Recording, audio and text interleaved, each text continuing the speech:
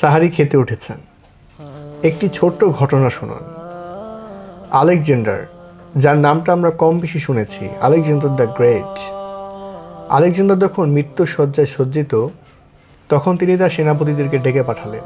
Alexander বললেন, আমি যখন মারা যাব তখন তোমরা আমার 3টি ইচ্ছা পূরণ করবে। সেনাপতিরা তখন আগ্রহের সাথে জানতে চাইল তার 3টি ইচ্ছার কথা। আমার প্রথম ইচ্ছা হলো, আমার যে কফিন সেটি বহন করবে আমার চিকিৎসকেরা। দ্বিতীয় ইচ্ছা হলো, আমাকে যে কফিনে করে নিয়ে যাওয়া হবে আমার 2 হাত বাহিরে ঝুলিয়ে দিবে হবে। আর আমার তৃতীয় ইচ্ছে হলো, আমি আমার সারা জীবন যত টাকা পয়সা উপার্জন করেছি সব আমাকে নেয়ার পথে রাস্তায় ছড়িয়ে রাখবে। একটা জিনিস ভেবেছেন, মৃত্যুর আগে কি কেউ এমন ইচ্ছা পোষণ করে? আলেকজান্ডারের সেনাপতি তখন অবাক হয়ে গেল এবং তার এই বিচিত্র ইচ্ছের কথা সে জানতে চাইলেন। আলেকজান্ডার তখন বললেন, আমি এ কথা কেন বলেছি? আমার মৃত্যুর পর আমার কফিন আমার চিকিৎসকদেরকে বহন করতে বলেছি। এর কারণ হচ্ছে, আমি দুনিয়ার মানুষদেরকে এটা বোঝাতে চাই বা এটা শিক্ষা দিতে চাই যে কোনো চিকিৎসক কোনো মানুষের জীবন বাঁচাতে পারে না, তারা এই বিষয়ে অক্ষম। আমি দ্বিতীয়তে যে ইচ্ছাটি বলেছি, আমার 2 হাত কফিনের বাইরে ঝুলিয়ে রাখবে। এর দ্বারা আমি বোঝাতে চাই দুনিয়াতে আমি খালি হাতে এসেছি এবং খালি হাতে চলে যাচ্ছি। আমি তৃতীয় যে ইচ্ছেটি বলেছি যে আমার সারা জীবনে যত টাকা পয়সা আমি উপার্জন করেছি সব রাস্তায় ছড়িয়ে রাখবে। এর কারণ হচ্ছে, দুনিয়াতে আমি এত কিছু উপার্জন করলাম, এত টাকা পয়সা উপার্জন করলাম, কিন্তু যাওয়ার সময় নিজের সাথে কিছুই নিয়ে যেতে পারলাম না।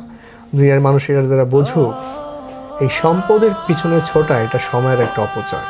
প্রিয় দর্শক, আমরা এর দ্বারা বুঝতে পারলাম পৃথিবীর সব থেকে চরম সত্য হচ্ছে মৃত্যু। মৃত্যু আসবেই, মুসলিম অমুসলিম কেউই এই বিষয়ে অস্বীকার করতে পারবে না। আর এই একটি বিষয় সম্পর্কে পৃথিবীর সবাই একমত। দর্শক, আমরা আমাদের দৈনন্দিন জীবনে দেখা যায় যখন আমরা ইনকাম করা শুরু করি তখন আমরা অনেক টাকা কামানোর ইচ্ছা করি। আমাদের যখন একটা গাড়ি থাকে তখন আমরা চাই যে আমাদের আরেকটি গাড়ি হোক।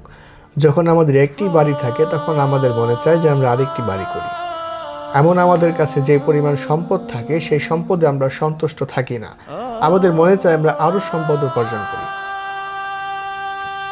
এই ঘটনা থেকে আমরা বুঝতে পারি পৃথিবীতে আমরা যত সম্পদ কামাই না কেন, যত সম্পদ উপার্জন করি না কেন, মৃত্যুর সময় আমরা কিছুই নিতে পারবো না, শুধুমাত্র আমাদেরকে খালি হাতেই যেতে হবে।